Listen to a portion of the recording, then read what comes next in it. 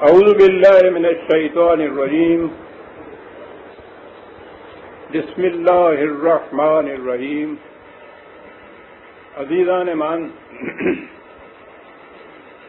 آج مئی 1980 کی 23 تاریخ ہے اور درس قرآن کریم کا آغاز سورہ فاطر کی آیت 11 سے ہو رہا ہے. 35/11. آپ کو یاد ہوگا کہ سابقہ درس میں ایک بڑی عظیم حقیقت ہمارے سامنے آئی تھی، اور وہ یہ تھی کہ خدا نے کائنات کے متعلق جو اصول اور اقدار اور قوانین اور پروگرام تجویز کیا ہے،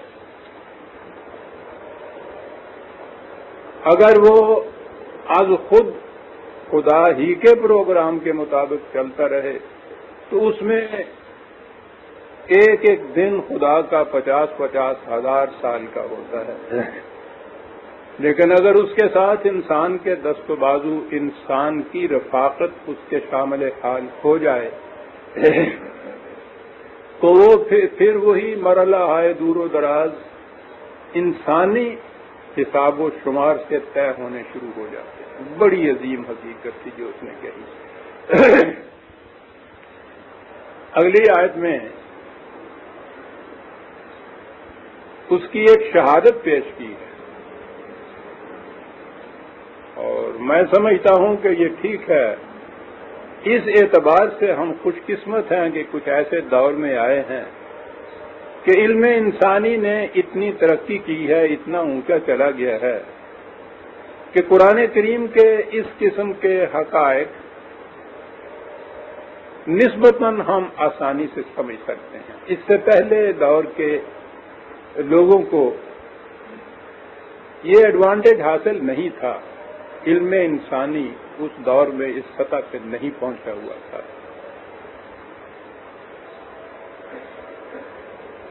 یہ صحیح ہے کہ علم انسانی اگر وہاں نہیں تھا، انہوں نے نہیں سمجھا ہے، تو ان کی غلطی نہیں ہے.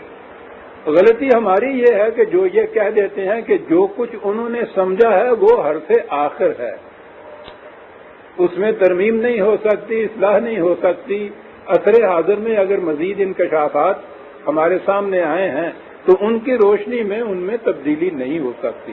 یعنی انسانوں نے جو کچھ اس سے پہلے تحقیق کیا یا انکشافات کیے ان میں تو تبدیلی ہو سکتی ہے. بعد میں آنے والے انکشافات سے سائنٹیفک پروگرس ہوتی اسی طرح سے ہے، لیکن اسی چیز کو جو اس دور کے کسی محقق نے، سائنسدان نے کوئی کہی تھی جن کو حکیم کہتے ہیں، اس چیز کو اگر ہمارے ہاں کے کسی مذہبی پیشوائیت میں سے کسی نے اپنے ہاں کہہ دیا تو سائنسدان کی جو بات تھی اس میں تو ترمیم، تغیر و تبدل ہو سکتا ہے، لیکن وہی بات جو اس نے اپنے ہاں لکھ دی وہ مذہب بن گیا. اب اس میں تغیر و تبدل نہیں ہو سکتا. اور یہی وہ جمود ہے جو قوموں کو لے ڈوبتا ہے. قرآن کے اعجاز پہ غور کیجئے. اتنی بسیط حقیقت کو بیان کر رہا ہے، یعنی ایبسٹریکٹ ٹروتھ، کہ خدا کے پروگرام کے مطابق جو بھی ایک مرحلہ چلتا ہے وہ بہت دور و دراز ہوتا ہے، لمبی مدت ہوتی ہے. انسان کے ہاتھ جب اس میں آ جاتے ہیں، اس کا عمل صالح جو ہوتا ہے تو اس کو بڑی تیزی سے بلند کر دیتا ہے. اور اگلی آیت میں اس کی آئی ہے شہادت. اور یہ شہادت میں نے کہا ہے کہ ہم اس لیے خوش قسمت ہیں کہ ہمارے دور میں اس بات میں انکشاف ایسے ہوئے ہیں کہ ہم اسے آسانی سے سمجھتے ہیں. ورنہ بات تو یہ تھی واللہ خلقکم من تراب ثم من نطفۃ. نظر بظاہر نہ تو اس آیت کا سابقہ آیت سے کوئی ربط نظر آتا ہے، نہ ہی یہ پتہ چلتا ہے کہ وہ جو حقیقت اس میں بیان کی گئی ہے اس حقیقت کے ساتھ اس کا تعلق کیا ہے. اور یہی وجہ ہے کہ ہمارے ہاں کا وہ طبقہ جو اسلاف کے کسی قول کو حرف آخر سمجھتے ہیں، ان کی سمجھ میں یہ بات بھی نہیں آتی کہ ان آیتوں میں ربط کیا ہے. چنانچہ قرآن کے متعلق یہ عام بات ہے کہ صاحب یہ اس میں ربط والی بات تلاش نہیں کرنی چاہیے. اور یہ تو ایسے ہی ہے جیسے چلتے چلتے کچھ باتیں کرتا چلا جائے، کبھی درخت کے متعلق بات کر دی، کبھی دریا کے متعلق کر دی، سوال ہی نہیں۔ کائنات کے رب کی تو بات وہ ہے جو اقبال نے کہی کہ لہو خورشید کا ٹپکے اگر ذرے کا دل چیرے۔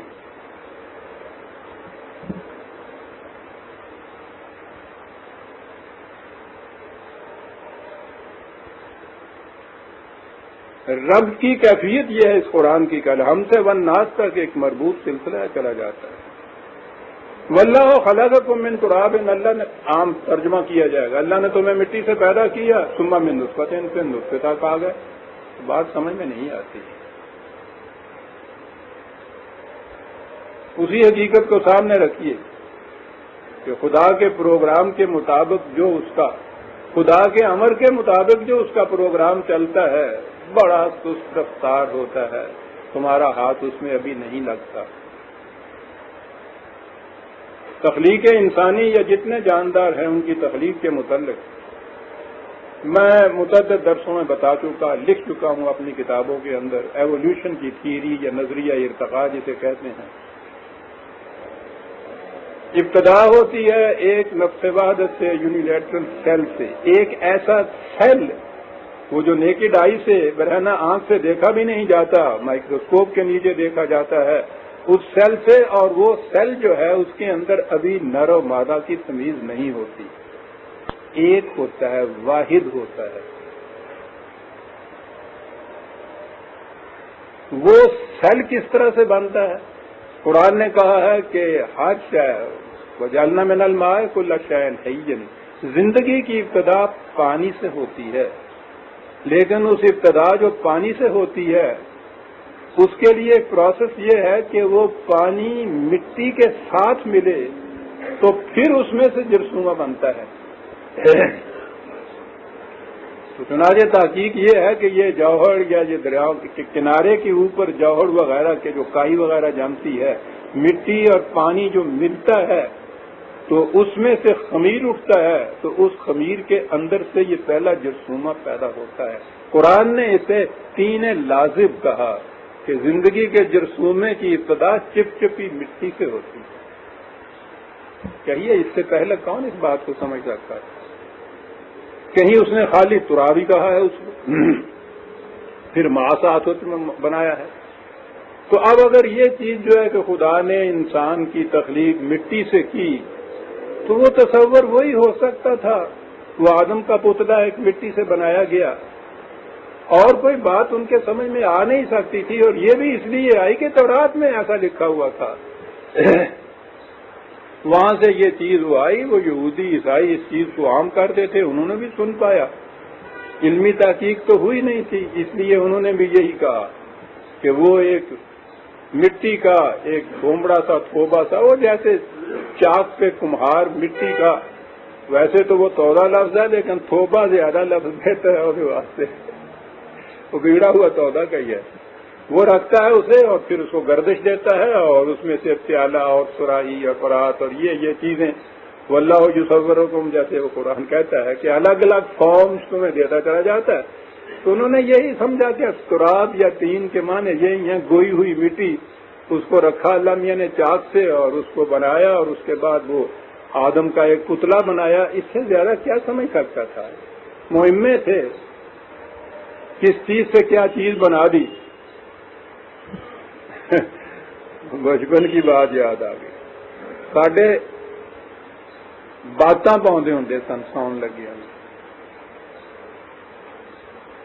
بات باواں بتونی باواں، سن بھائیا حکیماں، لکڑیاں دا پانی کڈاں تے چک بناواں ٹیماں۔ دس کی ہویا؟ بوجھو، لکڑیاں دا پانی کڈاں چک بناواں ٹیماں۔ اس قسم کی وہ بات ہی سی ساڈے جڑی پیندی کہ وہ ایک مٹی کا توبہ لیا اور اس کو چاک پہ رکھا، اور یوں کچھ خدا نے کیا اور اس میں سے آدمی کا پتلا بن گیا۔ اس آدم کے پتلے میں سے پھر آگے مشکل پڑتی تھی کہ وہ زوج بنانی تھی، وہ زوج اس کی پتلی میں سے بنائی۔ میں نے کہا ہے کہ ہم جب یہ کہتے ہیں ان حضرات کے متعلق تو کوئی تنقیص ان کی نہیں ہوتی اس میں، اس دور کا علم ہی ایسا تھا، ہم اس دور میں ہوتے تو ہم بھی کچھ اسی قسم کی باتیں کرتے۔ اعتراض کی بات یہ ہے کہ اس قول کو عرصے آخر سمجھ لیا گیا اور پھر قرآن کی طرف ہم پلٹے نہیں ہیں، تو اس نے یہ جو چیز ابتدا کی ہے، اب معلوم ہوا کہ وہ جو اولی نفس واحد بنا، پہلا وہ جرثومہ لائف سیل واحد جس میں ابھی یہ میل اور فیمیل کی ڈسٹنکشن نہیں تھی، اس لیے واحد، آج اس سیل واحد جو ہے اس کو آج تماشا کرتے ہیں، لیبارٹری میں دیکھتے ہیں اس کو کہ وہ کیا کرتا ہے۔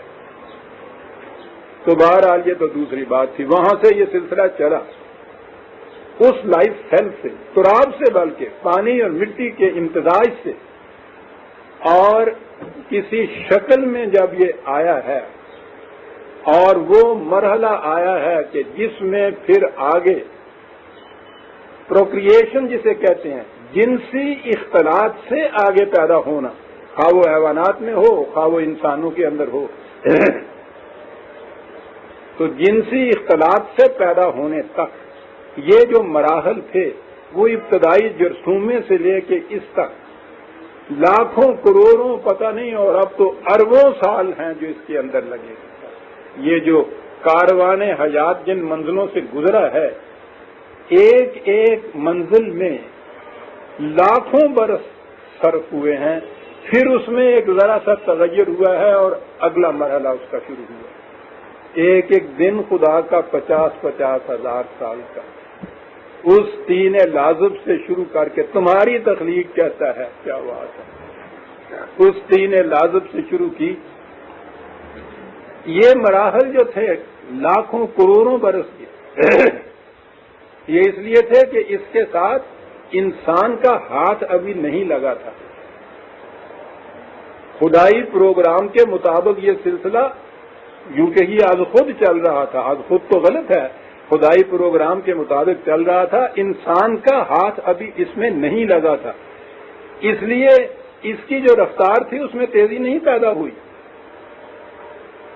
یہ انسان کے ہاتھ سے تھا ہی مرحلہ دور، اس کی دسترس سے باہر تھا، بہرحال انسان کا ہاتھ نہیں لگا تو یہ مراحل کروڑوں برس میں طے ہوئے، اتنا لمبا عرصہ، وہی بات پہلے اس نے کہی نا۔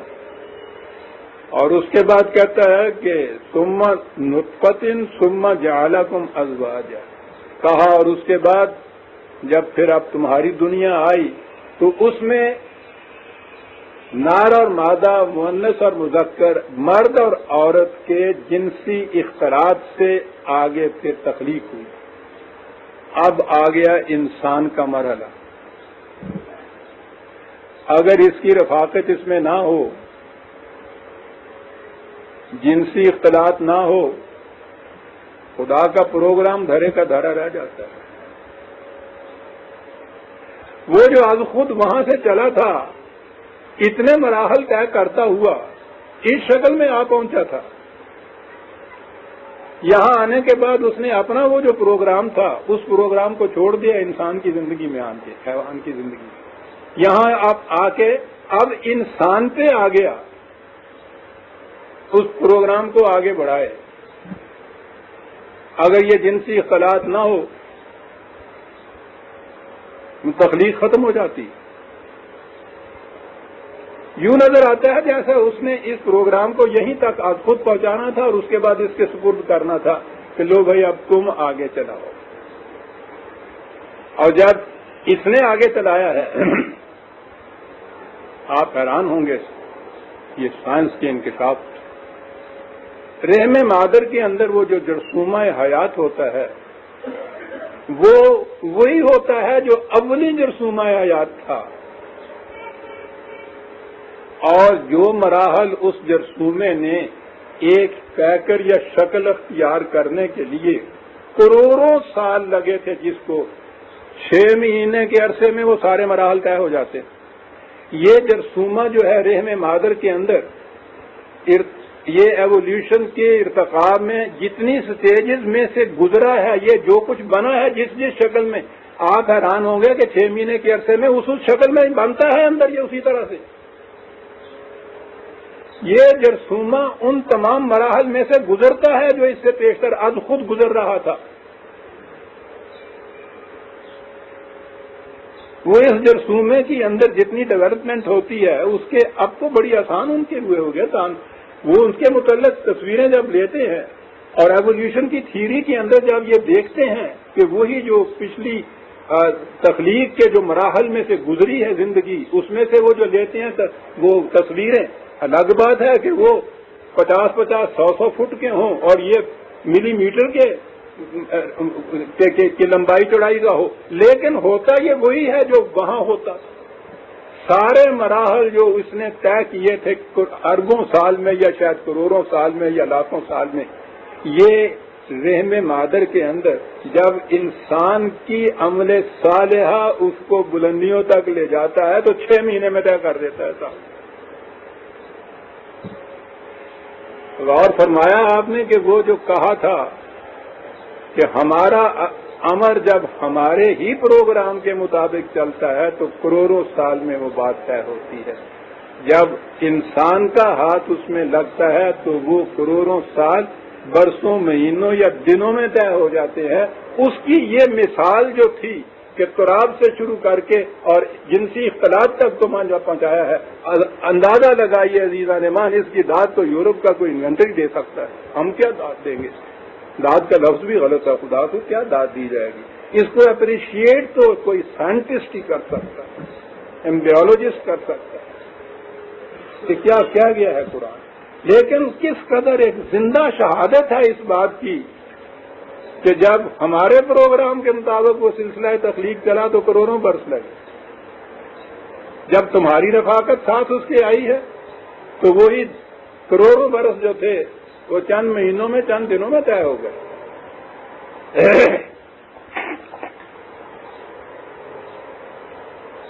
لیکن جیسا میں نے ابھی عرض کیا ہے کہ یہاں پہنچنے کے بعد خدا جیسے کہا جائے کہ دستکش ہو جاتا ہے. جو چیز انسان کے ہاتھ میں تھی، میں نے ابھی عرض کیا ہے نا کہ یہ جو اختلاط کے روح سے اب سلسلہ تخلیق کا آگے بچے کا چلتا ہے، اگر انسان اس کے اندر اپنے عمل صالح سے یہ عمل نہ کرے خدا خود نہیں پھر کرتا. یہاں تک پہنچا کے اپنی اسکیم کو یہاں تک پہنچا کے انورٹڈ کاما میں کہوں گا جیسے کہتے ہیں ریٹائر ہو گیا. اس نے کہا کہ عملو معاشے تم، وہاں تک ہماری مشیت چلتی تھی، اب تمہاری مشیت چاہتی ہے، تمہارا جی چاہتا ہے، ٹھیک ہے اب آگے چلو. یہ کہ یہ چیز اب ہوگی انسان کی رفاقت سے، اس کے لیے اتنی اہم مثال دی ہے. پہلے بھی بات آ چکی ہے اور بڑی اہم چیز ہے. بات تو ہو رہی تھی عیسائیوں کا عقیدہ کہ انہوں نے کہا حضرت عیسیٰ علیہ السلام ابن اللہ، خدا کے بیٹے ہیں. جواب یہ دیا جا رہا ہے خدا کی طرف سے کہ خدا کے بیٹا کیسے ہو، یعنی پہلے ہے بدیع السماوات والارض آیت میں کہ یہ ٹھیک ہے کائنات کو تو ہم پوری کی پوری کائنات کو عدم سے وجود میں لے آئے ہیں، لیکن انسانی بچے کی تخلیق کے لیے ہم نے جو یہ سپرد کر دی ہے بات انسانوں کے، اور انسان کا پروگرام جو ہے اس میں ہمارا قانون یہ ہے کہ یہ مرد اور عورت کے اختلاط سے آگے بات چلے گی. تو یہ قانون ہم نے بنایا. تو کہا یہ ہے، اس نے جب کہا کہ یہ خدا کا بیٹا ہے، کہا کہ خدا کے ہاں بیٹا کیسے پیدا ہو سکتا ہے جب اس کے بیوی نہیں ہے. تو یعنی اب بیوی اور مرد اور عورت، میاں اور بیوی، ان پہ منحصر ہو گئی یہ چیز. خدا بھی اب خود نہیں یہ کرتا کہ اسی اختلاط کے بغیر کوئی وجود میں لے آئے بیٹا، جو کائنات کو وجود میں لے آیا ہے، عدم سے وجود میں لے آیا ہے. یہ ہے انسان کی رفاقت. مثال وہ دی ہے کہ جس کو 2 اور 2 4 کی طرح سائنس کی لیبارٹری کے اندر دیکھا جا سکتا ہے. عظیم حقیقت ہے کہ جس کا ثبوت پیش کیا گیا ہے سائنٹیفک شہادت کے ذریعے سے. ثم من نطفۃ ثم جعلکم ازواجا، وہ پھر جو دونوں جوڑے بنے ہیں سب.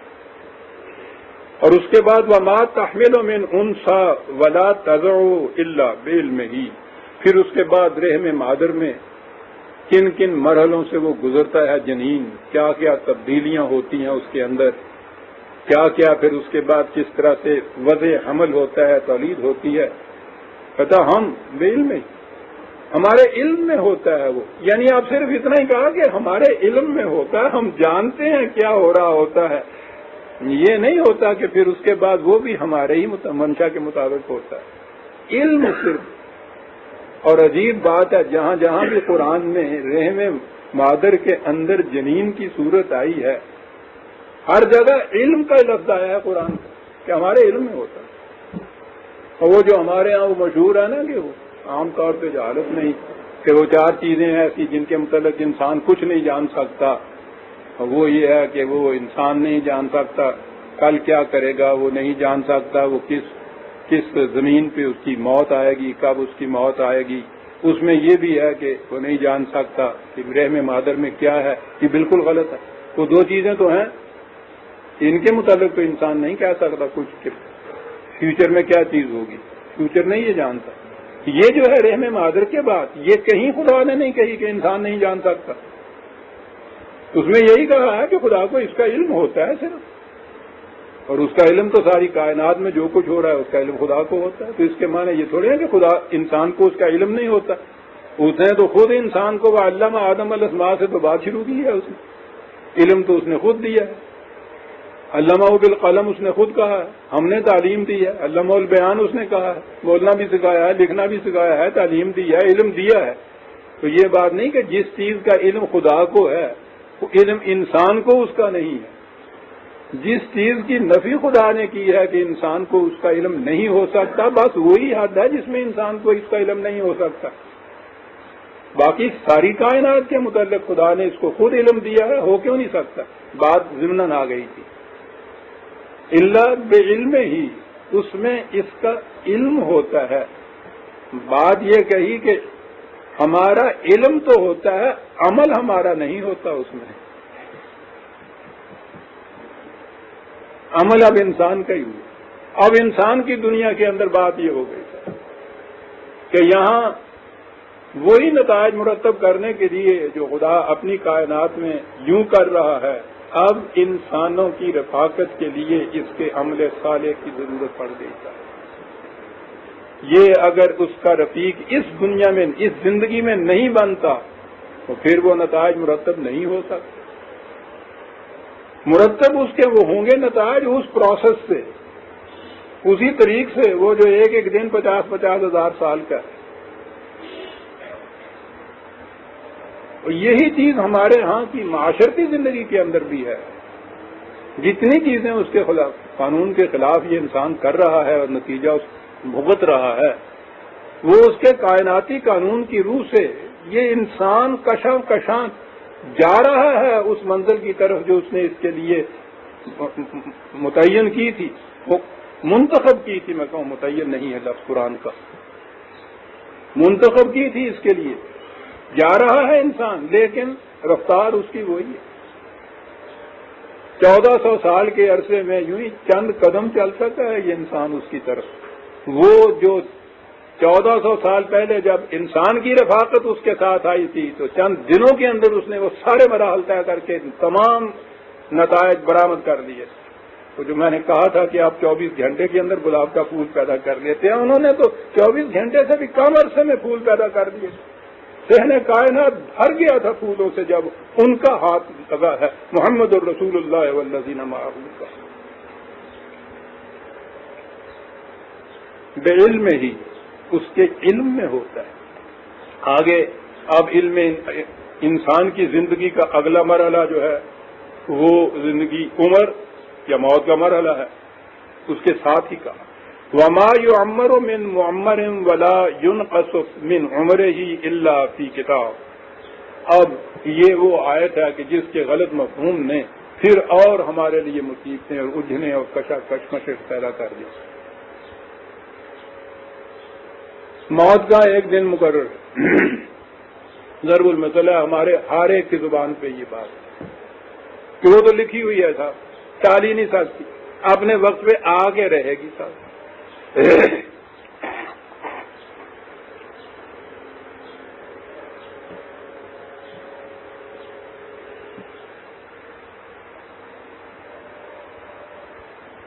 موت ہی نہیں، عمر ہی نہیں. عمر کہیے نا کہ ہر ایک کی عمر لکھی ہوئی ہے، اتنے سال کی عمر میں اس نے مر جانا ہے، اور اس میں ذرا سی بھی دیر سویر نہیں ہو سکتی.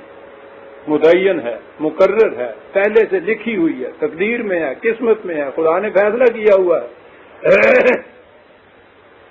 اور عمر کا ہی نہیں، موت ہی کا نہیں. یہاں تو یہ چیز ہے کہ خدا کے حکم کے بغیر پتہ بھی نہیں ہلتا، تو انسان کا ہر کام، مرض اس کی لکھی ہوئی، خوشحالی، غریبی، امیری، ہر چیز کے فیصلے پہلے سے ہوئے. علاوہ اس کے عزیزان من، یہ تصور کس قدر قرآن کے خلاف، اس کی بنیادی تعلیم کے خلاف. اس کی بنیادی تعلیم ہی یہ ہے کہ اس کائنات میں بلا حدود و قیود اختیارات خدا کو حاصل ہے، وہ مطلق ہے. اس کا عطا کردہ اختیار انسان کو حدود بشریت کے اندر حاصل ہے. انسان صاحب اختیار ہے. جو ہی آپ اس کی ہر بات کو پہلے سے مقدر لکھا ہوا اور قسمت لکھے کہہ دیں تو اختیار تو ختم ہو گیا اس کا. اس کے اختیار میں کچھ نہیں. یہی چیز اگر اس کی عمر پہلے سے لکھی ہوئی ہے، سوال ہی نہیں کہ اس میں ذرا سی بھی بڑھ جائے، ذرا سا کم ہو جائے، 2 سانس بھی زیادہ آ سکیں یا 2 سانس کم رہ جائیں. علاوہ اس کے جیسا میں نے عرض کیا ہے کہ قرآن کریم کی بنیادی حقیقت کے خلاف ہے یہ تصور. اس تصور کے ماتحت آپ دیکھیے کہ انسان کس طرح منافقت کے اوپر اتر آتا ہے. مریض بیمار ہے، مرض. ایک طرف ایمان یہ ہے کہ خدا کے حکم سے یہ مرض آیا، کتنے دن یہ رہے گا خدا نے پہلے سے مقرر کیا ہوا، آرام ہوگا یا نہیں ہوگا پہلے سے طے شدہ ہے، فلاں دن اس میں مر جانا ہے پہلے سے لکھا ہوا ہے. صبح کے وقت 101 ڈگری ہونا ہے، دوپہر کو 103 ہونا ہے، لکھا ہوا ہے، اور خدا کا لکھا مٹایا ہی نہیں جا سکتا. یہ ہوا نا ایمان. اور صبح جو اٹھ کے جو بھاگ دوڑ شروع ہوتی ہے کہ ڈاکٹر صاحب آپ فرمائیے 104 ہو رہا ہے، کیا کیا جائے؟ وہ کہتے ہیں برف کی پٹیاں لکھی جائے، صاحب کچھ پیرانیسٹول دی جائے. صاحب اس سے ڈاکٹر صاحب اس سے نہیں آرام ہوا، اس کے بعد کیا کیا جائے؟ اس کے بعد صاحب کو یہ کیا جائے. بھاگتے ہیں، دوڑتے ہیں کہ وہ 104 سے 101 آ جائے. ایمان یہ ہے کہ 104 خدا کے حکم سے آیا ہے، جو اٹل ہے، اس کا حکم اٹل ہے، اور یہ اس کے خلاف چیلنج دے کے بھاگ دوڑ کر رہا ہے کہ دیکھتا ہوں کیسے اٹل ہے، لاتا ہوں کہ نہیں نیچے، کہ جی یہ تو نیچے آ گیا، کیسے ہوا؟ کہ یہ بھی خدا کے حکم سے ہوا. اس کے حکم سے نیچے ہونا تھا. تو یہ ڈاکٹر صاحب بیچ میں کہا کہ یہ کچھ ہو رہے تھے، اور آپ کیوں اس طرح تکنیکل آج ناچ رہے تھے؟ جو ہونا ہی تھا یہ تو. آپ نے دیکھا ہے کہ یہ کبھی سوچا نہیں کسی نے اس سے کہ یہ کیا کیفیت ہے؟ نہ تو وہ ایمان ہے. اگر وہ ایمان ہے کہ یہ سب کچھ اس کے حکم سے پہلے سے لکھا ہوا ہو رہا ہے، تو ہمیں خاموشی سے بیٹھنا چاہیے، سوال ہی نہیں. اور اگر یہ نہیں ہے، آپ کی کوششوں سے کچھ ہونا ہے، تو پھر وہ کہنا چھوڑ دیجئے کہ یہ پہلے سے لکھا ہوا اس کے مطابق ہوگا. دونوں چیزیں کر رہا ہے یہ مسلمان. اس پہ بھی ایمان ہے. جب وہ ہو چکتا ہے نا تو پھر جی اصل میں یہ تھا نا کہ ودی دا کوئی غم نہیں تو کڑی دا کوئی دم نہیں. سیدھی جی کا اللہ نے لکھیا ہے یہ میں آگا سی ساری انہیں سانجی ہو دے ہونا یہی تھا. وہ جب ہو چکا ہے اس کے بعد، اور یہ اس دوران میں یہ ساری صحیح و کاوش جتنی ہو رہی ہے، تو یہ تو پھر اس کے خلاف ایک چیلنج ہے نا کہ دیکھتا ہوں کیسے امت ہے وہ. یہ اسے مٹانے کے لیے تو وہ تاز ہو رہی ہوتی ہے. اور اس کے ساتھ یہ بھی کہا جا رہا ہے، آپ نے غور کیا ہے کہ قرآن میں جو اس نے کہا تھا کہ غور و فکر کرو قرآن کے اندر، اس کو چھوڑ دینے کا نتیجہ کیا ہوتا ہے؟ نہ تو وہ ایمان باقی رہا، اور اگر وہ ساتھ ہے تو کچھ نہ کچھ تو اس میں ڈھل مل یقین ہو جائے گا نا کہ دوائی نے اثر جو نہیں کیا ہے تو خدا کی مرضی اس میں نہیں ہے. اب وہ اس تیقن کے ساتھ علاج کے پیچھے نہیں چلے گا کہ صحیح علاج سے ہی اس بخار کو آرام ہو سکتا ہے. وہاں تک چلتی ہے. وہ نسخہ لکھتے وقت بھی پہلے تو ہمارے پرانے زمانے کے طبیب ہی کرتے تھے، اب ماڈرن بھی ہو گئے ہیں نا، وہ اسلامائزیشن ہو رہا ہے نا ہمارے یہاں سارا. ڈاکٹر بھی نسخے کے اوپر ہوگا شافی لکھنا شروع کر دیا انہوں نے کہ شفا تو اس نے دینی ہے، اسی صرف فیس ہی لانی ہے. ملاحظہ فرماؤ یہ کیا ہے، کیوں فریب نفس میں مبتلا ہے. کہو دھڑلنے سے پورے یقین کے مطابق کہ شفا اس کے بتائے ہوئے قوانین کے مطابق ہوگی، اور وہ قانون ڈاکٹر جانتا ہے. کمی کہیں ہے تو ڈاکٹر کے علم میں کمی ہے، اس کے مطابق ہونا ہے. ہمارا کام یہ ہے یہ معلوم کریں کہ اس کا قانون اس معاملے میں کیا ہے، اور وہ کبھی قانون کے خلاف نہیں کرے گا. اس کا یقین ہے ہمیں، کتنا بڑا یقین ہے یہ.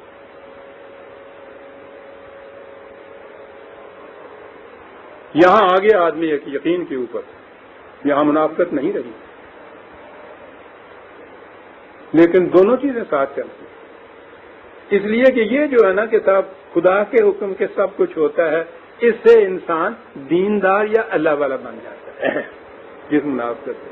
اور وہ جو ساتھ کر رہا ہوتا ہے ساری تدبیر ہے، کہتا ہے کہ جی ہوتا تو خدا کے حکم سے ہی ہے، لیکن تدبیر کرنا فرض بھی تو ہے نا. یعنی اسی خدا نے یہ بھی کہہ دیا کہ اسی دیاؤں کیتا ہوا ہے گائی کہ تم ہے کردہ رہی نچدہ رہو، فرض ہے، تدبیر بھی فرض ہے.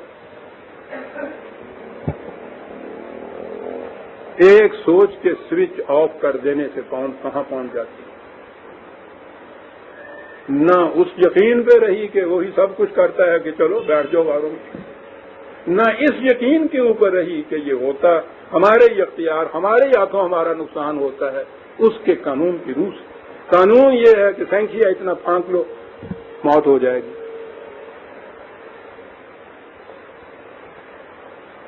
یہ ہے خدا کا، اس کو حکم نہیں کہو، قانون کہو یہ. اور یہ ہے میرے اختیار کی بات کہ اتنا سینکھیا پھانکوں یا نہ پھانکوں. پھانک لوں گا تو پھر اس کا وہ جو قانون ہے اس کو کوئی نہیں ڈالتا. بات چلی ہے اس آیت میں انسان کی عمر کے متعلق. ترجمہ کیا جاتا ہے کہ کسی کی عمر نہ بڑھ سکتی ہے نہ گھٹ سکتی ہے مگر فی کتاب. ترجمہ یہ ہے، اللہ کی کتاب میں یہ لکھا ہوا ہے. پہلے تو ذرا کھڑے ہو کے اس ترجمے کو سوچیے کہ بنی کیا بات ہے کہ کسی کی عمر نہ بڑھ سکتی ہے نہ گھٹ سکتی ہے مگر جو خدا کی کتاب میں لکھی ہے. یا ترجمہ یہ ہے کہ جو کچھ کسی کی عمر کے نہیں، نہ گھٹ سکتی ہے نہ بڑھ سکتی ہے، میں نے غلط کہا. جو کچھ کسی کی عمر میں بڑھتا ہے یا اس کی عمر سے گھٹتا ہے، یوں ہے ما یعمر من معمر ولا ینقص من عمرہ ہی، من عمرہ ہی، اس کی عمر میں سے کچھ اگر کم ہوتا ہے یا اس سے زیادہ ہوتا ہے. فی کتاب، یہ خدا کی کتاب میں لکھا ہوا ہے. کیا لکھا ہوا ہے؟ ایک تو آپ کہتے ہیں کہ اس کی عمر لکھی ہوئی ہے، وہ اگر لکھی ہوئی ہے 50 برس تو یہ تو لکھا ہوا خدا کا اٹل. اب کہتا ہے اس میں سے اگر کچھ بڑھتا ہے یعنی 50 کی بجائے 55 عمر ہو جاتی ہے، فی کتاب، یہ بھی لکھا ہوا ہے. اگر 45 رہ جاتی ہے، فی کتاب، یہ بھی لکھا ہوا ہے. چنگی کتاب ہے. یعنی پہلے عمر بھی لکھی ہوئی ہے، من عمر ہی، پہلے عمر لکھی ہوئی ہے اس کی. پھر آگے یا ما یعمر من معمر، کہ اس عمر سے جس کی عمر کچھ زیادہ ہوتی ہے. ولا ینقص من عمرہ ہی، اس کی عمر میں سے کچھ کمی اگر ہوتی ہے، الا فی کتاب، وہ بھی کتاب میں. جھوٹے نہیں پہنا. کیا ہو آپ نے کہا تھا 50 سال کی عمر ہے، یہ 55 کیا ہوگی؟ کہنے لگا اگلا ورق دے دیکھ، وہ تھے نا 50 55 لکھی ہوئی. 45 کیوں رہ گئی؟ کہنے لگا ایک بار پیچھے الٹو، اس میں 45 لکھا ہوا ہے، یہ بھی لکھا ہوا ہے۔ ایک سوچ نہ ہونے سے قرآن اسی لیے فکر پہ غور بار بار تاکید کرتا ہے۔ آپ غور کیجیے عزیزان من، جو کچھ میں کہہ رہا ہوں اس کے لیے کسی افلاطون کے دماغ کی ضرورت ہے سوچنے کے لیے، ہے نا؟ یہ پیش پا افتادہ سیدھی سی بات ہے کہ من عمرے ہی کہہ کے وہ کہتا ہے کہ اس میں سے نہ گھٹتی ہے، جو گھٹتا ہے یا جو بڑھتی ہے اس عمر سے وہ کی کتاب ہے۔ تو اس کے معنی یہ ہے کہ کوئی فکس نہیں ہے عمر کتاب کے اندر۔ اب کتاب کے متعلق یہ دیکھا انہوں نے قسمت کا نوشتہ، یہ ہوا اس کا ترجمہ۔ کتاب کا ترجمہ اگر ان کے ہاں ضابطہ قانون ہو جاتا بات طے ہو جاتی تھی۔ ہوا کیا؟ ایک تو وہ عمر لکھی ہوئی کہیں عمر نہیں ہے عزیزان من، لکھی ہوئی عمر اگر کسی جگہ ہو تو انسان خودکشی کر ہی نہ سکے، جس وقت جی جائے مر سکتا ہے۔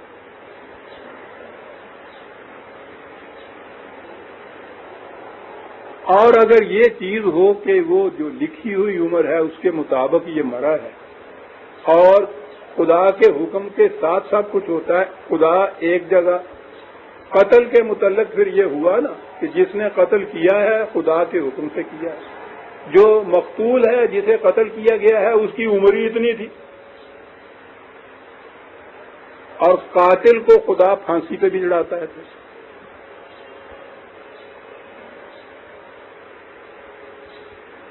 وہ اگر 1000 کہے اس کی عدالت کے اندر آ کے کہ سرکار میں کون ہوں یہ کرنے والا، یہ تو آپ نے مجھے حکم دیا اور میں نے یہ خنجر چلا دیا، میرا تو اتنا ہی کام ہے، یہ تو اس کو وہ اسے ابلیس کا جواب قرار دیتا ہے اور کہتا ہے ہمیشہ کے لیے راندہ درگاہ ہوگا یہ کہنے والا جو ہے۔ پھر اگر وہ یہ کہے کہ صاحب اس کی تو عمر ہی اتنی لکھی ہوئی تھی تو میں نے تو اس کی عمر کو کم نہیں کیا ہے، یہ اس سے زیادہ جی نہیں سکتا تھا، آپ کی اس کتاب کے اندر جو لکھا ہوا تھا اس نے تو سانس ہی اتنے لینے تھے۔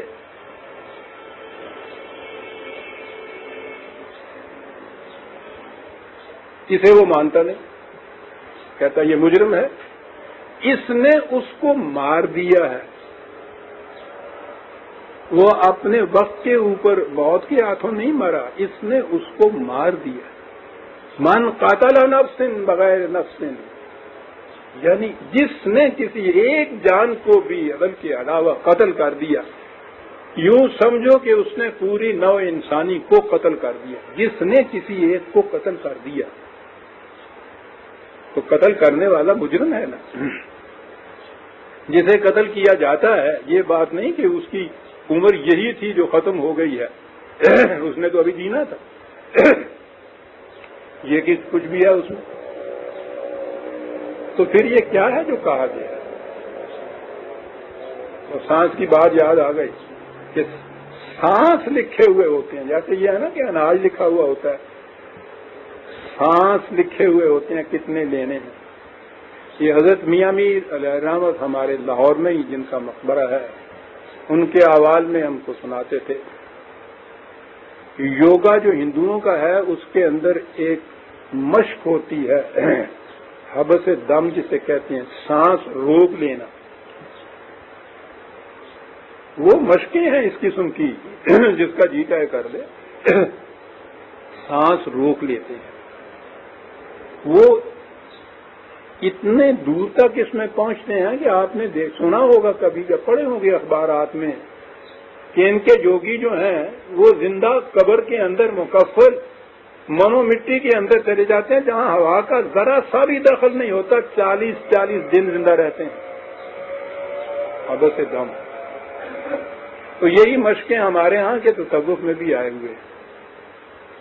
تو حضرت میاں میر علیہ الرحمہ حبس دم وہ کرتے تھے، کہتے تھے وہ کہ سارے دن میں وہ 3 یا 4 سانس لیتے ہیں۔ تو ان سے پوچھا گیا کہ حضرت آپ یہ کیوں کرتے ہیں؟ کہنے لگے یہ ان کا لکھا ہوا ہے، میں نہیں کہہ رہا کہ انہوں نے کہا یا نہیں کہا، کہتے ہیں کہ انہوں نے کہا تھا۔ کہنے لگے کہ اللہ میاں نے ہر انسان کے سانس گن کے دیے ہوئے ہیں کہ اتنے سانس اس نے لینے ہیں اپنی عمر میں، تو ہم ان سانس کو یوں کرتے ہیں 24 گھنٹے میں اگر ہم نے 200 سانس لینا تھا تو ہم 4 ہی لیتے ہیں، تو عمر تو بڑھ گئی ہماری 500 سال تک۔ ہم اپنی عمر کو بڑھانے کے لیے اللہ میاں کے ساتھ یہ چلتا ہے، تیرا میری ہو نہیں ہوئی ہے۔ سانس گنے ہوئے ہیں اس میں تو وہ تبدیلی نہیں کرے گا۔ تو وہ جو سانس ہم نے 10,000 دینا تھا 2 سال کے اندر، ہم وہ 10 سال کے اندر لیتے ہیں۔ گنتی تمہاری بھی پوری ہو گئی، عمر ہم نے اپنی بڑھا لی۔ کیا کرتا ہے مسلمان؟ ریب نفس، عدم تفکر ہے عزیزان من، قرآن سے دوری کا نتیجہ ہے عزیزان من۔ یہ ساری روایتیں ہیں کہ اوپر لکھی ہوئی ہے، سانس گنے ہوئے ہیں، دانا پانی گنا ہوا ہے، اینا ہی سی تیرا دانا پانی مک گیا۔ یہ چیزیں ہمارے ضرب المثل زبانوں پہ آ جاتی ہیں سر، لکھے ہے یہ نہ ہے اجل ایک لفظ اس کے لیے آ گیا ہے، موت کے معنی میں آتا ہے۔ عمر من عمرے عجیب چیز ہے، آج اس دور میں ہمارے ہاں یہ پتہ چلتا ہے ایک ایوریج عمر ہمارے ہاں سائنس اور میڈیسن کے ضرور روح سے قوموں کی بھی طے ہوتی ہے۔ ایک ایوریج عمر جو عمر طبیعی اسے کہتے ہیں، ہمارے لیے اس کے لیے لفظ ایسا تھا، ہر فرد کی الگ عمر نہیں بلکہ یہی کہ عام طور پہ، اور پھر وہ صحت کے متعلق جو قوانین ہیں ان کو عام کرنے سے، قوموں کو ان کے مطابق چلانے سے، صحت برقرار کرنے سے، ان کی تندرستی توانائی ان کی برقرار رکھنے سے ایوریج عمر جو ہے، اوسط عمر جو ہے قوموں کا وہ بڑھتا ہے۔ اور اگر اس کے خلاف چلا جائے انسان، یہ جو قواعد اور قوانین ہیں ہیلتھ کے، صحت کے، غذا کے، ان کے خلاف چلا جائے تو وہ عمر طبیعی جو ہے اس میں کم ہو جاتی ہے۔ چھوٹی چھوٹی سی عمر میں ہمارے جیسے یہ جو ملک ہیں ان کے اندر تو انفنٹائل بچوں کی موت کی شرح آپ دیکھیے، ان کی یہ کیفیت ہے، بن کھلے مرجھا جاتے ہیں یہ پھول ہمارے ہاں لاکھوں کی تعداد کے اندر، اس لیے کہ یہ وہ جو قانون ہے اس کی خلاف ورزی ہوتی ہے۔ رحم مادر کے اندر صحت کا خیال نہیں، بچے کی غذا کا خیال نہیں، اس کی صحت کا خیال نہیں، 20 عوامل ایسے ہیں عزیزان من، خیال کر کے بھی کیا کرے گا، 1000 کوشش کر کے دیکھیے آپ کو ایک روٹی تو خالص آٹے کی مل نہیں سکتی۔ ایوریج عمر اس قوم کی کیا ہوگی پھر؟ تو جو طبعی عمر ایوریج ایج جس کو کہتے ہیں قوموں کی، وہ اتنی آگے چلی گئی، یہ ہیں اس کو نگلیکٹ کر رہے ہیں، ان قوانین کو نیچے چلی گئی۔ کہا کہ وہ جو ایک ایوریج عمر تم شمار کرتے ہو انسانوں کی، اس عمر سے بڑھ بھی سکتی ہے قوموں کی عمر، گھٹ بھی جاتی ہے اس سے، اللہ فی کتاب، اس کے لیے بھی قانون مقرر ہے ہمارے یہاں۔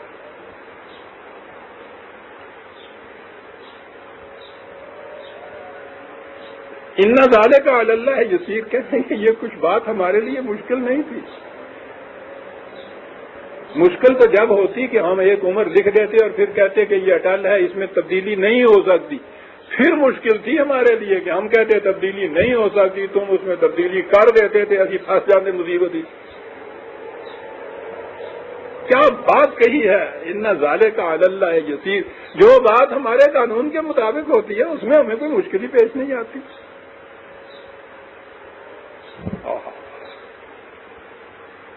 اب یہ جو ہے یہاں تو ہے اللہ کی کتاب، ہمارے ہاں ایک لفظ ہے اجل، بڑی ڈراؤنی چیز، اس کے معنی موت کے ہوتے ہیں۔ اجل کے معنی عربی زبان میں موت کے ہیں نہیں، قرآن کریم میں بھی جن معنوں میں یہ لفظ آیا ہے اوریجنل معنوں میں آیا ہے۔ اجل کے معنی ہوتے ہیں دو حادثوں کے درمیان میں جو وقفہ ہوتا ہے، درمیانی پیریڈ، اس کو اجل کہتے ہیں۔ اس کی وہ دو پوائنٹس کے درمیان جو درمیان کا وقفہ ہوتا ہے صرف وقفے کی بات ہے۔ تو وہ جو پیدائش اور موت کے درمیان کا وقفہ ہے اسے آپ عمر کہتے ہیں، ہم اسے ہی اجل کہا جاتا ہے۔ وہ وقفے کا نام ہے، موت کا نام نہیں ہے، وقفہ ہے۔ موت تو جب آ جاتی ہے تو اس کا سوال ہی نہیں ہے کہ وہ پھر ٹل جائے۔ جب وہ آئی گئی موت، یعنی ماری گیا، تو پھر ٹل کیسے جائے گی؟ وہ جو موت کو ٹالنا ہے وہ موت نہیں ہوتی جو ٹلتی ہے، موت تو ٹال ہی نہیں سکتی۔ مر گیا اور گیا، وہ ابھی مرا نہیں ہوتا جس کو ہم کہتے ہیں کہ اس کی عمر اور بڑھا دی جائے۔ تو وہ وقفہ جو درمیان کا ہے اس کا سوال ہے، موت کا سوال نہیں ہے۔ موت تو اس حادثے کا نام ہے کہ جب انسان میں یہ زندگی نہیں رہتی۔ قرآن نے اسی لیے کتاب کے ساتھ کہا، کیا باتیں ہیں قرآن کی عزیزان من، وما کان لنفس 3/144 وما کان لنفس ان تموت الا باذن اللہ کتابا مؤجلا۔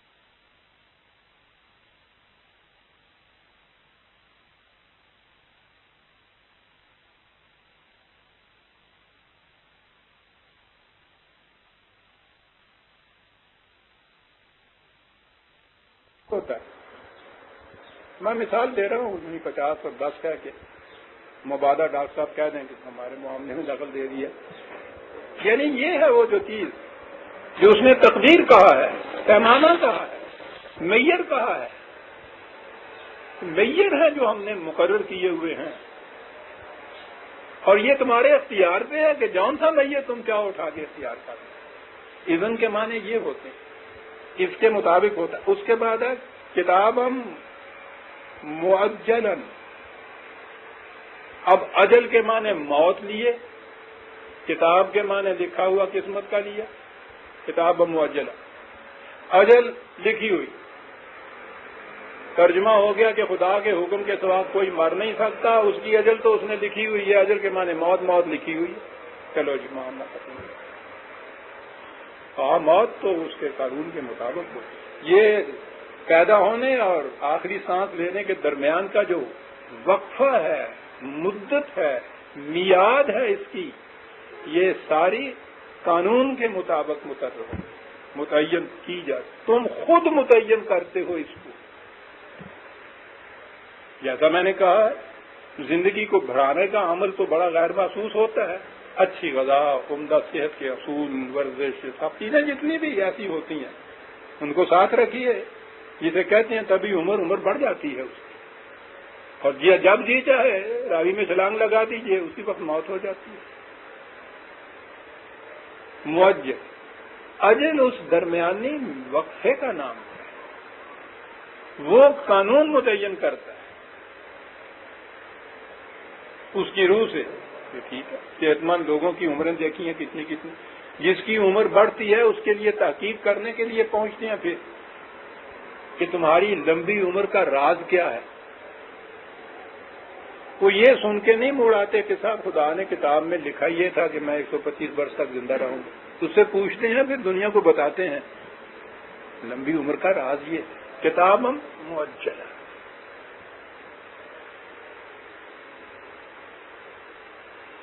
دوسری جگہ اور بھی واضح ہے، ہر میعاد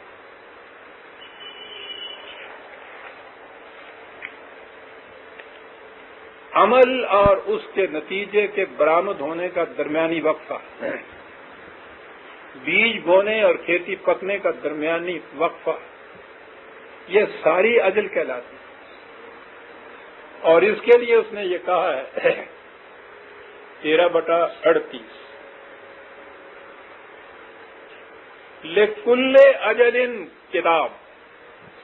کیا ہوا؟ لِکُلِّ اجل کتاب. عمل اور اس کے نتیجے کے مرتب ہونے کے درمیان کا جو وقفہ ہے اس کے لیے قانون مقرر ہے.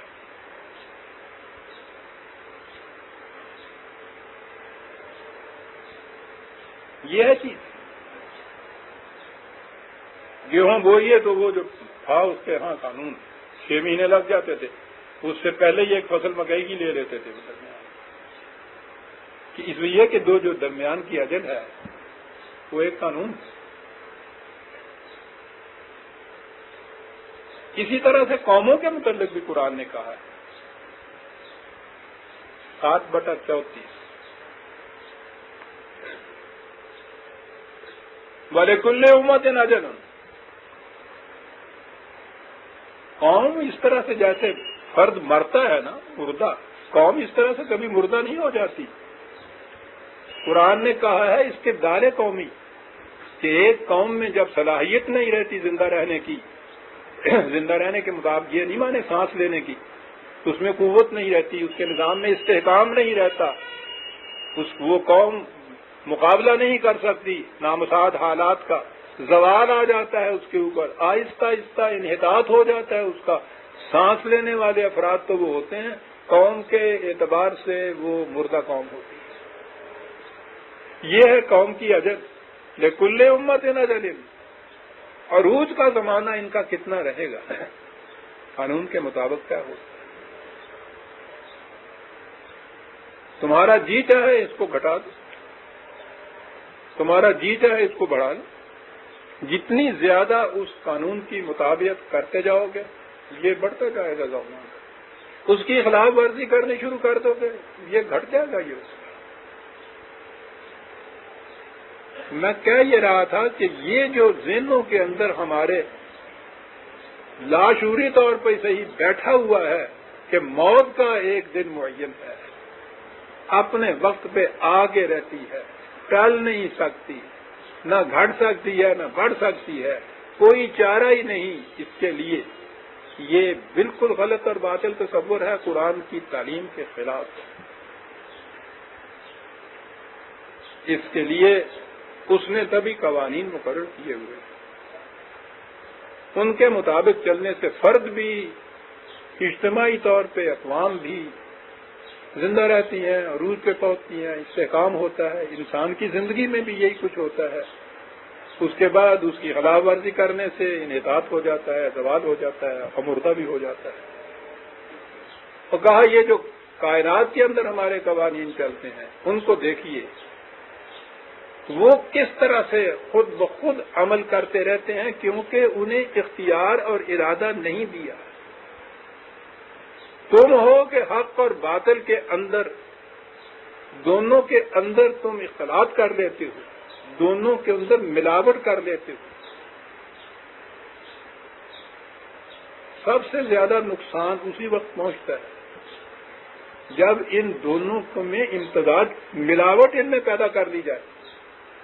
جیسا قرآن کہتا ہے خالص کفر بھی ایک شے ہے، ٹھیک ہے، خالص اسلام بھی ایک چیز ہے، درمیان میں یہ جو منافقت آ جاتی ہے نا، یہ ہے تباہ کن چیز جو ہوتی. وہ کہتا ہے ہمارے کائنات کا سلسلہ نظم و نسق اس حسن و خوبی سے اس لیے چل رہا ہے کہ اس میں حق اور باطل کے اندر وہ امتزاج نہیں کر سکتے، ان کو ملاوٹ نہیں اس میں ہو سکتی.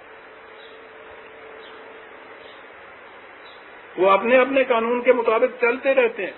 کہا ذرا دیکھو تو اس زمین کے اندر وما یستوی البحران ھذا عذب فرات سائغ شرابہ وھذا ملح اجاج.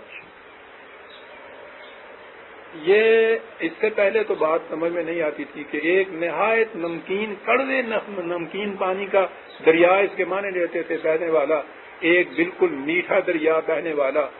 دونوں اپنی اپنی جگہ پہ بہتے چلے جاتے ہیں، ایک دوسرے کے اندر وہ ملتے نہیں ہیں، ان میں امتزاج نہیں ہوتا. مشکل تھا.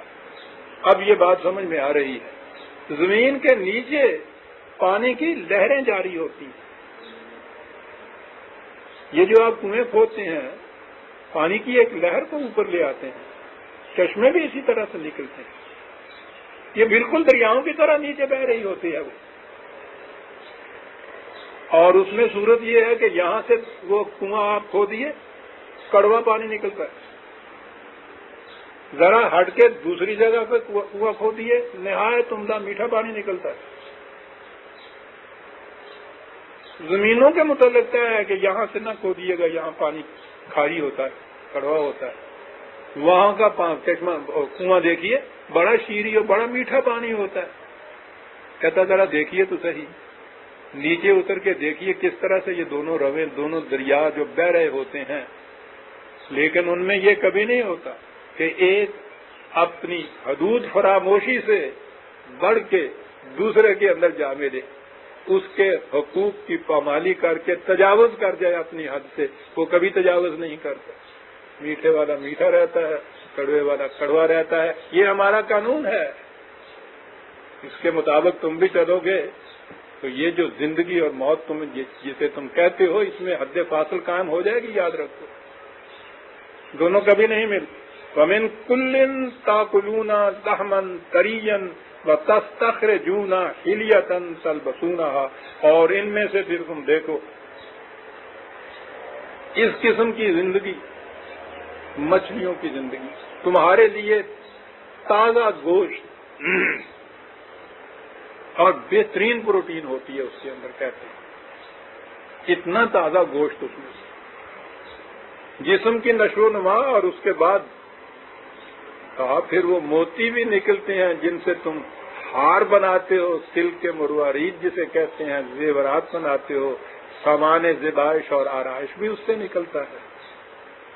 اس نے اس لیے دوسری جگہ کہا ہے کہ کون ہے جو ہماری سامان زیب و آرائش کو حرام قرار دینے والا ہے, ہم نے بنایا ہے. یہ تو اسی میں سے کہتا ہے کہ یہ دیکھیے جیتی جاگتی لحم طریہ مچھلی, اسی میں سے وہ سیب کے اندر سے وہ موتی. اپنی اپنی جگہ دونوں پرورش پا رہے ہیں. وَتَرَى الْفُلْكَ فِيهِ مَوَاخِرُ لِتَبْتَغُوا مِنْ فَضْلِهِ وَلَعَلَّكُمْ تَشْكُرُونَ.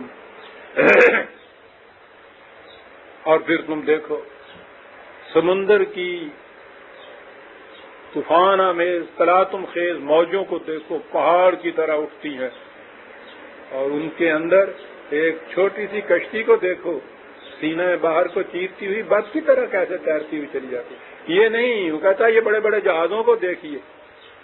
کیفیت یہ ہے کہ لوہے کی ایک سوئی پانی کے اندر آپ ڈالیے تو وہ نیچے بیٹھتی چلی جاتی, تیر ہی نہیں سکتی. لاکھوں یا ہزاروں ٹن وزن کا لوہے کا جہاز, اتنا ہی وزن اس کے اندر لدا ہوا, تیرتا ہوا چلا جاتا ہے. کیسے تیر رہا؟ ایک قانون ہے کہ اتنے وزن کا جو پانی الگ کرتے ہیں اس میں وہ چیز تیرتی ہے. اسی لیے ان جہازوں کے اوپر ایک لائن لگی ہوئی ہوتی ہے کہ اتنا اس کے اندر لا دیے کہ پانی اس لائن سے نیچے رہے. اگر اور زیادہ اس میں لگ گیا, جو روز کشتیاں ہماری ڈوبتی ہیں, قانون کی خلاف ورزی ہوئی. وہ کہا سوئی ڈوبتی ہے, قانون کے مطابق نہیں تم تیراتے. جہاز تیرتا ہے ہمارے قانون کے مطابق تیرتا ہے, ڈوبتا ہے جب تم اس کی خلاف ورزی کرتے ہو. دیکھتے ہو آپ عمر کی مدت, اس کے لیے قانون کی کیا کیا مثالیں دیتا چلا جاتا ہے. ہمارے قانون کے مطابق چلنے سے وَيُولِجُ اللَّيْلَ فِي النَّهَارِ وَيُولِجُ النَّهَارَ فِي اللَّيْلِ وَسَخَّرَ الشَّمْسَ وَالْقَمَرَ كُلٌّ يَجْرِي لِأَجَلٍ مُّسَمًّى. اور پھر دیکھو تو اتنے اتنے عظیم کرے سورج, دن اور رات کو دیکھیے کس طرح سے متعین اوقات کے مطابق سورج چڑھتا ہے, غروب ہوتا ہے, موسموں کی تبدیلی ہوتی ہے. ہر ایک اپنی اپنی جو اجل مسمى اس نے کہا ہے کہ ان کے لیے یہ وقفے ہم نے مقرر کیے ہوئے, اس کے مطابق چلتے ہیں. کسی قسم کی کوئی ان میں نقص واقعہ نہیں ہوتا, کوئی فساد واقعہ نہیں ہوتا, اس کے مطابق چلتے چلتے. التباس حق و باطل جب تم کرو گے اس کا نتیجہ یہ ہوگا جو تمہارے ہاں ہو رہا ہے. یہ تو ہمارے ہاں قانون جو ہے صحت کے ان پہ دیکھیے کہا یہ جاتا ہے کہ یہ اور یہ دو چیزیں ملا کے نہ کھائیے، یہاں تک وہ کیفیت ہے التباس حق و بادل ہو جاتا ہے، کہتا ہے ان میں یہ کچھ نہیں ہوتا ہے۔ ہاں کہا ذالکم اللہ ربکم لہ الملک، یہ خارجی کائنات میں اس نے تمہارے لیے سامان نشو و نما پیدا کر جمع کر رکھا ہے، اس کو ذریعہ بنایا ہے تمہاری پرورش کا، ربکم لہ الملک، اور اس کا کنٹرول اپنے ہاتھ میں رکھا ہے۔ تمہارے ہاتھ میں رکھتے تو تم جس طرح سے ایک فرد اپنے آپ خودکشی کرتا ہے، غلط معاشرہ قوم کو تباہ کر دیتا ہے، تمہارے ہاتھ میں کہیں یہ اگر ہو جاتا کہ زمین صالح بھی ہو، بیج بھی اچھا ہو، سب کچھ اس کے اندر تم اپنی محنت سے کرو، اور کسی کے ہاتھ میں یہ ہوتا کہ وہ گیہوں کے بجائے جاؤ گے مصیبت میں آ جاتے تو وہ کنٹرول ہم نے اپنے ہاتھ میں رکھا، اس لیے رکھا ہے کہ وہ کیا بات ہے کہ اقتدار کی بات نہیں ہے، اقتدار کس مقصد کے لیے ہے، ربکم، وہ اقتدار ہم تمہیں فاقے مارنے کے لیے استعمال نہیں کرتے، ایک اقتدار ہی وہ ہوتا ہے کہ وہ جتنے بھی مقہور ہوتے ہیں ان کے خون کی رنگینی سے اپنے محلات کی نشو و نما کرتا ہے، چوستا ہے خون ان کا۔ ایک یہ بھی ملک ہوتا ہے، اختیار ہوتا ہے، ایک یہ بھی اقتدار ہوتا ہے ربکم، دوسروں کی نشو و نما کے لیے خود بھوکا رہتا ہے اور فاقے اختیار کرتا ہے۔ اور میں کہتا ہوں شاید یہی تھی جو خدا نے یہ کہا ہے کہ یاد رکھو ہم تمہارے رزق کے محتاج نہیں ہیں، ہم کھاتے بھی نہیں ہیں، پوچھتے بھی نہیں ہیں، ہم تمہاری نشو و نما کرتے ہیں۔ میں سمجھتا ہوں کہ چھوٹے پیمانے پہ اس نے بات ہی یہ کہی کہ صاحب اختیار جو دوسروں کی نشو و نما کے لیے اٹھتا ہے وہ سب سے پہلے اپنے آپ پہ یہ کنٹرول کرتا ہے کہ مجھے سب سے بعد میں ملے، سب سے پہلے یہ کھائے۔ ربکم لہ الملک، عزیزان من قرآن کے ایک ایک لفظ پہ غور کیا تھی۔ تاریخ انسانیت نے یہی بتایا کہ جس کے ہاتھ میں بھی اقتدار آیا ہے اس نے دوسروں کو بھوکا مار دیا۔ ایک لہ الملک، ہمارا اقتدار کرو، ربکم، تمہاری ربوبیت کے لیے یہ سارا کائنات کا قانون چل رہا ہے، اور وہی اگنے کے بعد وہ فصل تیار ہونے کے بعد وہاں تک تو ہمارا قانون چل رہا ہوتا ہے۔ وہاں گندم از گندم پہ روئے جاؤ دے جاؤ، ایک ایک دانے سے 700 دانے ہم دے دیتے ہیں تمہیں، بوریاں بھر جاتی ہیں، کوٹیاں بھر جاتی ہیں۔ یہ جب آئی بات تو وہی بات کہ یہاں سے ہم دستکش ہو جاتے ہیں، اب تمہاری دنیا شروع ہوتی ہے، اور سارا فساد یہی ہوتا ہے کہ جس کے قابو میں جتنا رزق آ جاتا ہے بس وہ اس لوٹ کے سامان کو اپنے لیے محتاج کرتا ہے، باقیوں کو بھوکا مار دیتا ہے۔ یہ ہے تمہارا نظام، وہ ہے ہمارا نظام۔ اس نظام میں تو وہ کفر اور اسلام میں بھی تمیز نہیں کرتا۔ محمد دین کے کھیت سے بھی اسی طرح سے گیہوں اگتا ہے جیسا کہ چرن سنگھ کے کھیت سے اگتا ہے، اور اس کے بعد پھر جب اس کھیت میں سے اگنے کے بعد وہ فصلیں آتی ہیں وہاں پھر فرق پڑ جاتا ہے۔ وہ جو صاحب اقتدار ہوتا ہے وہ اس کو ذاتی ملکیت سمجھ لیتا ہے، وہ جو خدا کی طرف سے عائد کردہ ربوبیت کا ذمہ دار ہوتا ہے وہ اس کو امانت سمجھتا ہے، دوسروں کو پہلے دیتا ہے، آپ میں حصے میں کچھ آ جائے تو لیتا ہے ورنہ فاقے سے ہو جاتا ہے۔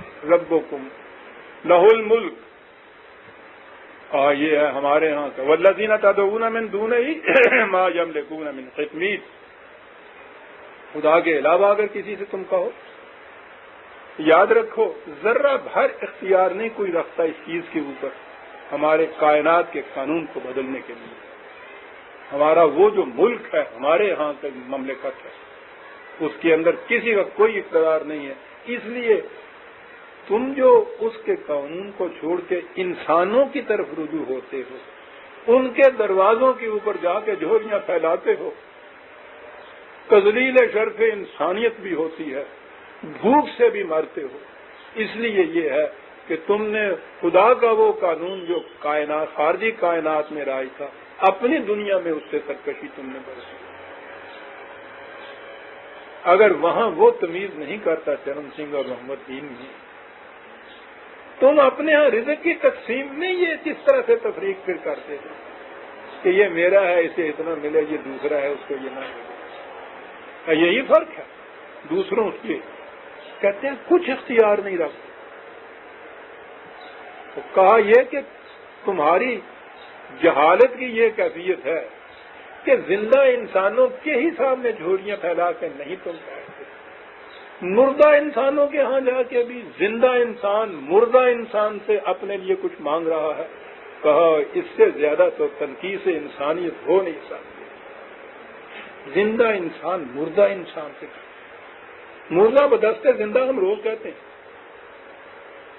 وہ حضرت صاحب بھی فوت ہو جاتے ہیں تو وہ ہمارے ہاتھ میں ہوتے ہیں، جی چاہے تو ان کے اوپر ابلتا ہوا پانی ڈال کے غسل دیں، جی چاہے تو برف میں لٹا دیں، وہ کچھ کہہ ہی نہیں سکتے، اور لات بھی مار کے سن پچھا نہیں کر سکتے آگے۔ یہ کیفیت ان کی، کس قبر میں ان کو ڈال دیں، کس قسم کا کپڑا ان پہ لگ دیں، کچھ نہیں اختیار۔ یوں ہی ہم نے ان کو 10,000 من مٹی کے نیچے دبایا، سارے اختیارات ان کے، اور ہم بے اختیار اس کے سامنے کھڑے۔ حضرت صاحب مجھے بیٹا چاہیے، حضرت صاحب مجھے، وہ حضرت صاحب ابھی ابھی جو تمہارے ہاتھ میں تھے۔ اور کبھی ایسا بھی ہوتا ہے وہ سیلاب سے وہ قبر کی مٹی ادھر ہوتی ہے، وہ کھود کے پھر ان کے حضرت صاحب کی وہ ہڈیاں اٹھا اٹھا کے جہاں جیچے جا کے داب دیتے ہو، بس دبانے کے بعد پھر حضرت صاحب۔ تو اتنی تذلیل انسانیت، سوچ تو صحیح تو کیا کر رہا ہے؟ حیثیت یہ ہے تمہاری، ان تدعوہم لا یسمعوا دعاکم، کہتا ان سے یہ چیزیں مانگ رہے ہو، کیفیت ان کی یہ ہے کہ وہ تمہاری بات سن ہی نہیں سکتے۔ وَلَوْ سَمِعُوا مَا اسْتَجَابُوا لَكُمْ، بفرض محال اگر وہ سن بھی لیتے جواب ہی نہیں دے سکتے تھے۔ اس قدر ان کی کیفیت، اور یہ ان مردوں کی کیفیت یہ نہیں ہے جو ہم مٹی کے نیچے دبا دیتے ہیں، جن کو ہم دنیا کے اندر اتنے اتنے اختیارات، اقتدارات اور قوتوں کا مالک سمجھتے ہیں۔ ذرا وہ منصب ان سے چھین لیجیے، مردوں سے زیادہ جیتے ہوئے بے بس ہو جاتے ہیں، ہوٹلوں میں بہرہ گیری کرتے ہیں جا کے۔ جی اس کا قوت و اقتدار ذاتی ہے، اضافی نہیں ہے، کسی کا دیا ہوا نہیں ہے، کسی سے چھینا ہوا نہیں ہے۔ ان سے کیوں مانگے؟ مستجاب لو تو یوم القیامت یکفرون بشرککم، اور جب یہ ان سے پوچھا جائے گا کہ کیا تم نے ان کو یہ سبق پڑھایا تھا کہ خدا کے قوانین کے مطابق مت چلو، مردوں سے مانگا کرو، وہ وہاں کہیں گے کہ نہ صاحب ہم نے تو ان سے یہ نہیں کہا۔ بہرحال بہت سعادت مند ہوں گے وہ بزرگ جو کم از کم وہاں یہ کہہ دیں گے کہ ہم سے نہیں کہا تھا۔ یہاں کی زندگی میں تو ہم نے ایسے کوئی دیکھے نہیں جو یہ کسی سے یہ نہ کہیں کہ ہماری خانقاہ پہ نہ آیا کرو، ہمارے مرشد کی قبر پہ نہ جایا کرو۔ سب دیکھتے ہیں، سب کرا رہے ہوتے ہیں، کوئی نہیں منع کرتا۔ بہرحال وہ خدا کے بندے جو واقعی یہ چیز نہیں کہتے ہیں، کہا کہ وہ وہاں انکار کر دیں گے ان سے کہ ہم نے ایسا نہیں کہا تھا۔ اور رسول سے کہا جاتا ہے وَلَا يُنَبِّئُكَ مِثْلُ خَبِيرٍ، یہ باتیں کہ یہ مردے سن نہیں سکتے، جواب نہیں دے سکتے، یہ بات تمہیں خدا کے سوا کوئی بتا ہی نہیں سکتا تھا۔ بڑی مزیدار بات۔ ان کی عقیدت مندی تو صاحب روز بتائے گی کہ نہیں صاحب حضرت صاحب سے بات کی، انہوں نے آواز دی، ہم نے سنی ہے خود۔ یوں نہیں آئے تو رات کو خواب میں ہی آ گئے تھے۔ اور پھر ان کی کلاماتیں جو ہیں صاحب پوچھئے نہیں، یہ جہاں بیٹھے ہوئے تھے تھوڑے وقت کے اندر تھوڑے سے غائب ہو گئے، پھر واپس آئے تو کپڑے جھاڑ رہے تھے، ایسے ایسے۔ ان کا صاحب کیا بات ہوئی؟ نہیں کچھ نہیں ہوا، نہیں صاحب۔ ادھر سے کہیں 5-7 دنوں کے بعد آیا کوئی قافلہ ان کا مریدوں کا، انہوں نے کہا کہ صاحب فلاں دن انہوں نے کہا حضرت صاحب کچھ غائب ہو گئے، کپڑے جھاڑ رہے تھے. کہنے لگے اچھا. کہنے لگے فلاں جگہ سے ہم قافلہ چلا آ رہا تھا تو وہاں سے ساڈا گڈھا پھنس گیا. یہ جو گاڑا ہمارا تھا یہ کہیں دلدل میں پھنس گیا. بہت زور ہم نے لگایا تو یہ نکلا نہیں. تو ہم میں سے ایک نے کہا کہ حضرت صاحب کو بلائیے. تو ہم نے کہا کہ یا حضرت مدد کے لیے پکارا. وہاں حضرت صاحب آئے، گڈھے نو موٹا دیتا انہوں نے کہ گڈھا باہر لنگ گیا. تو جب کپڑا چاڑتے سن نا مٹی لگی ہوئی ہے گڈھے کی. پوچھو کیوں نہ بینند حقیقت رہے، افسانہ بنا. افسانے بناتے ہیں پھر اس طرح سے ساری قوم ان افسانوں کے اندر لگی ہوئی ہے. اور جتنا ان افسانوں میں پختہ کر دیا جائے قوم کو، اتنا ان کا کاروبار چمکتا ہے. صاحب ان کے آستانوں پہ جا کے دیکھیے، ان کی قبروں کے اوپر سونے اور چاندی کے دروازے لگتے ہیں. غریب کو جھونپڑی نہیں ملتی جس میں اپنے بچوں کو سلا دے. یہ تقسیم کا نقص اس کے دیے ہوئے کا نقص نہیں ہے. اقتدار جب انسان سنبھال لیتا ہے، خواہ وہ عقیدت مندوں کا ہو یا معصومیت کا ہو، وہاں یہ ہوتی ہے تقسیم کی کیفیت. یا ایھا الناس یا ایھا الناس انتم الفقراء الی اللہ واللہ هو الغنی الحمید. اے نوع انسانی، تم اپنی نشو و نما پرورش کے لیے، ہر ضرورت کے لیے فقراء، فقیر ہو. کیا لفظ ہے، کیا لفظ. فقراء کے بعد کہا اور کیجیے عزیزان مان، یہ لفظ کے بعد احتیاج تو ہے انسان. معاف رکھیے گا.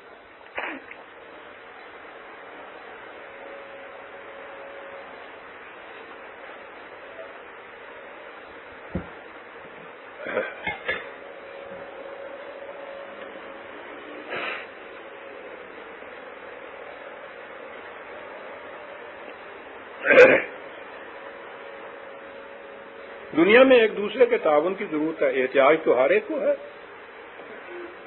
ٹھیک ہے، ترخان ہے، وہ بیمار ہوتا ہے، اس کو احتیاج ہے ڈاکٹر کی مدد کی. لیکن اس کو اپنی دکان کا کباڑ بنانا ہوتا ہے تو اس کو احتیاج ہوتی ہے استرخان. یہ تعاون کہلاتا ہے. لیکن اگر تعاون نہیں بلکہ اپنی احتیاج کے لیے کسی دوسرے انسان کے سامنے جھولی پھیلاتا ہے اور وہ سمجھتا ہے کہ مجھے اس کی کیا پرواہ پڑی ہے، یہ ہے حقیقت میں وہ جو ملک اس کو اختیار حاصل ہے اس کا ناجائز فائدہ اٹھا رہا ہے. کہا کہ یہ جو کیفیت ہے نا، کہ سامان نشو و نما کے لیے جو خدا نے تمہیں دیا ہے، انتم الفقراء الی اللہ، تمہاری یہ محتاجی کسی انسان کے سامنے نہیں ہے، ہمارے سامنے ہے. اور ہم دیتے ہیں تو پھر کسی کو ذلیل نہیں کرتے.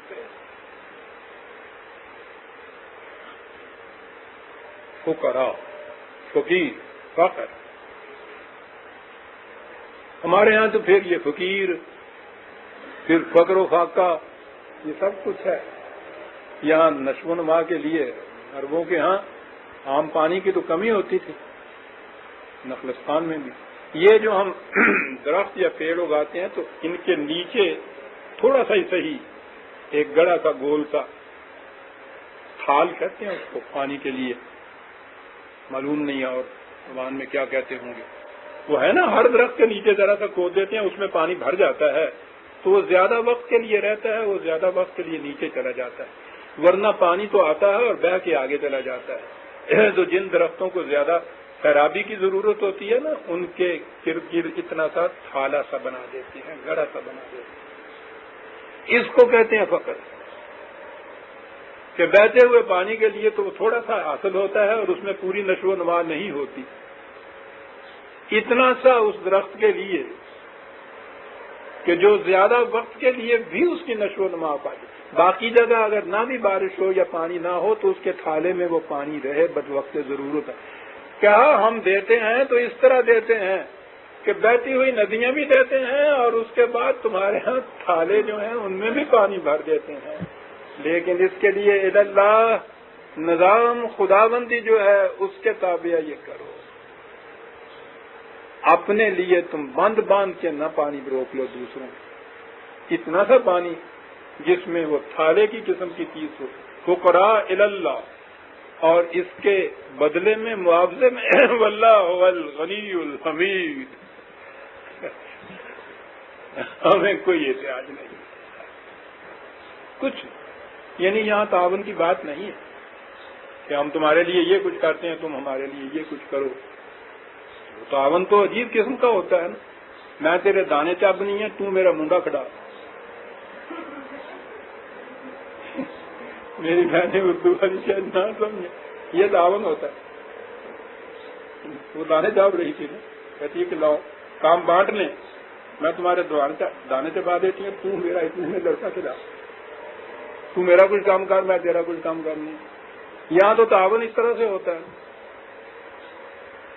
وہ انہوں نے دانے چاہتے تو رہ جانے نہیں، انہوں نے منڈے کھڑاؤں تو رہ جانے. کیا ہو رہا ہے؟ تعاون ہو رہا ہے.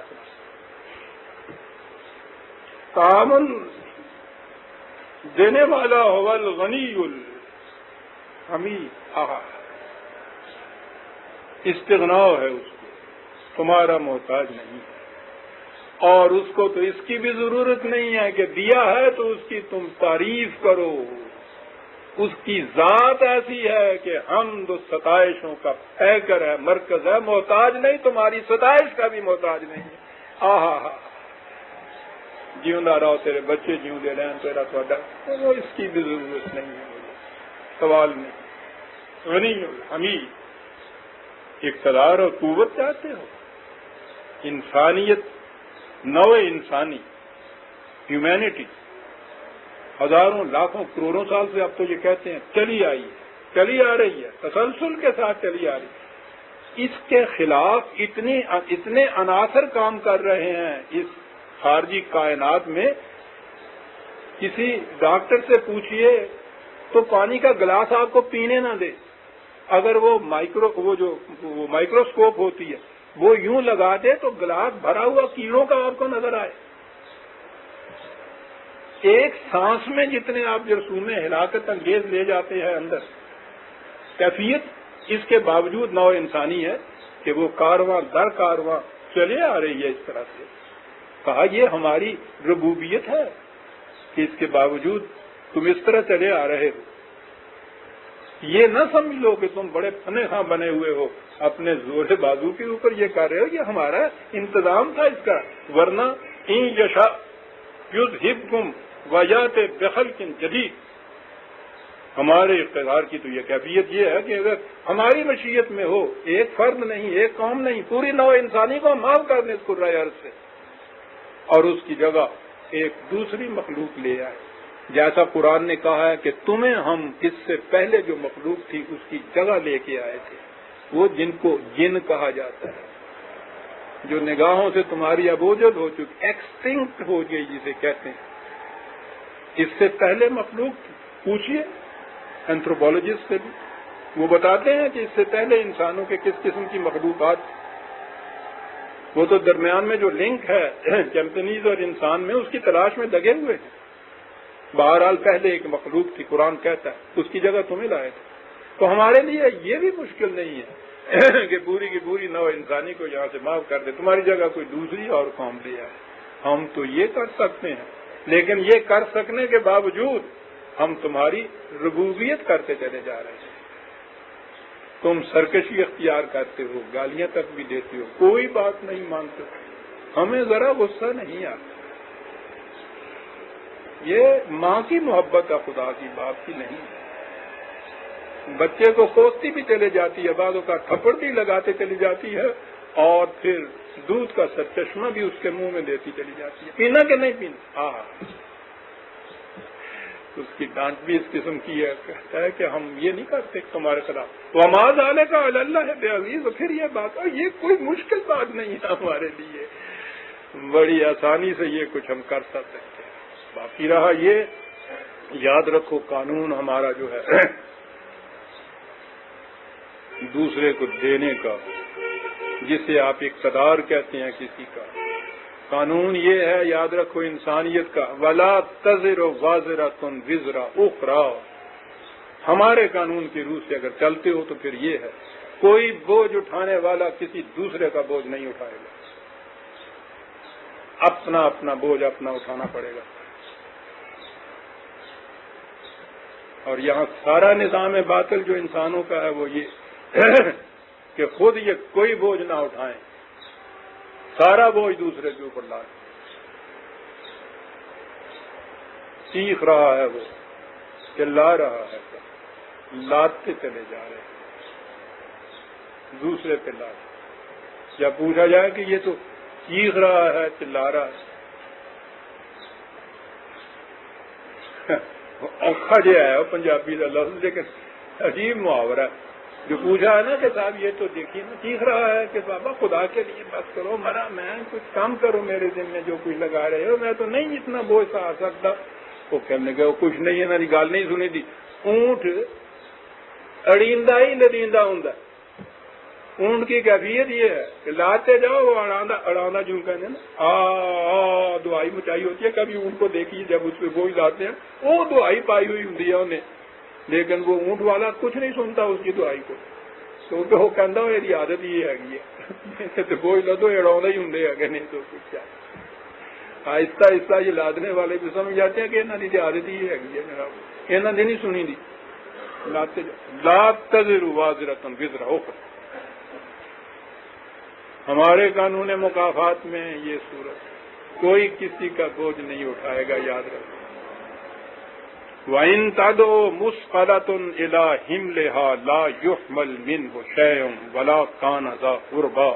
ہمارے ہاں ہمارے قانون مکافات عمل میں خود بوجھ اٹھانے والا کتنا ہی چاہے کہ کوئی دوسرا اس کا بوجھ، اس کی ذمہ داریاں جو عائد کی گئی ہیں وہ اس کے ذمہ لگا دے، خود نہ، یہ نہیں کر سکے گا ہمارے نظام کے اندر، بالکل نہیں کر سکے، خواہ کتنا ہی قریبی کیوں نہ ہو، وہ بھی دوسرے کا بوجھ نہیں اٹھا سکے۔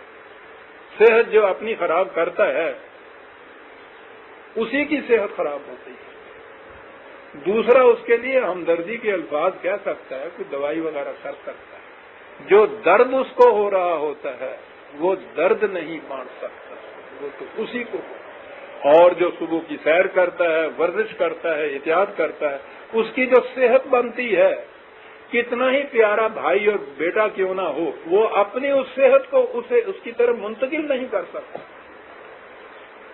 اسی کو تو انڈیویجویلٹی کہتے ہیں۔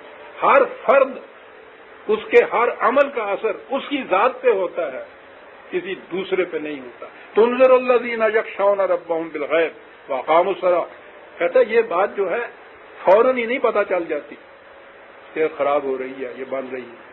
غیب کے معنی یہی نہیں ہوتے کہ وہ عالم غیب کی بات ہے، آپ کو نہیں نظر آتی۔ ہر وہ چیز، ہر وہ نظام، ہر وہ پروگرام جس کا ابھی فوراً نتیجہ سامنے نہیں آتا، وہ غیب کا نتیجہ کہلاتا ہے۔ کہتا ہے اس نظام کے اندر اگر کوئی مریض صحت درست کرنا چاہے تو بڑی آہستہ آہستہ ہوتی ہے چیز۔ کھیتی کرنا چاہو تو آج بیج بوتے ہو، 6 مہینے کے بعد وہ اب عالم غیب میں ہے، وہ جو کہا گیا تھا کہ 700 بالیں اس میں سے اگلیں گی، 6 مہینے کے بعد وہ عالم شہادت ہو جاتا ہے، سامنے آ جاتی ہے وہ چیز۔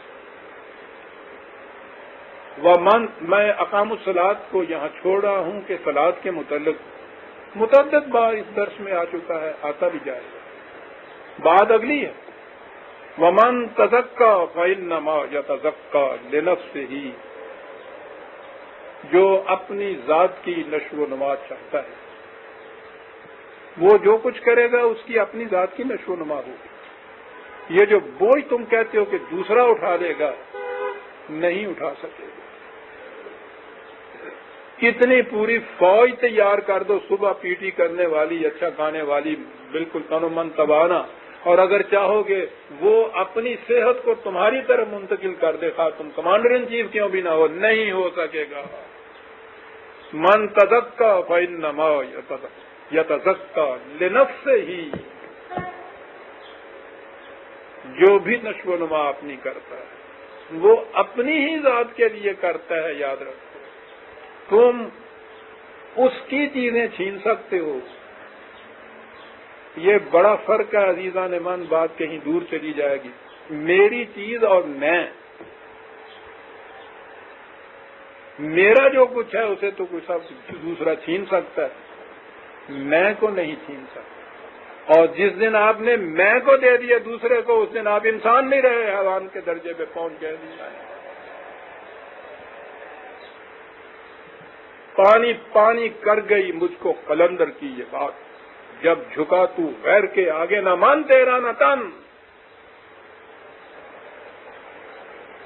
دونوں چیزیں ختم ہو جاتی ہیں، منتقل نہیں کی جا سکتی۔ اس سے کہہ رہا ہے کہ ٹھیک ہے ان کا تم چھین رہے ہو، جو کچھ چھین رہے ہو ٹھیک ہے، جسم تمہارا شاید موٹا ہو جائے گا اس سے، لیکن جو نفس ہے، انسانی ذات ہے، جو میں ہے، تشخص ہے، انسانیت ہے، وہ جو انسانیت کا حسن ہے، نشو و نما ہے، وہ تم اگر یہ اپنی نشو و نما کرتے ہیں تو اس میں سے وہ تم چھین نہیں سکتے، وہ تو تمہیں خود ہی کرنی پڑے گی، یاد رکھو۔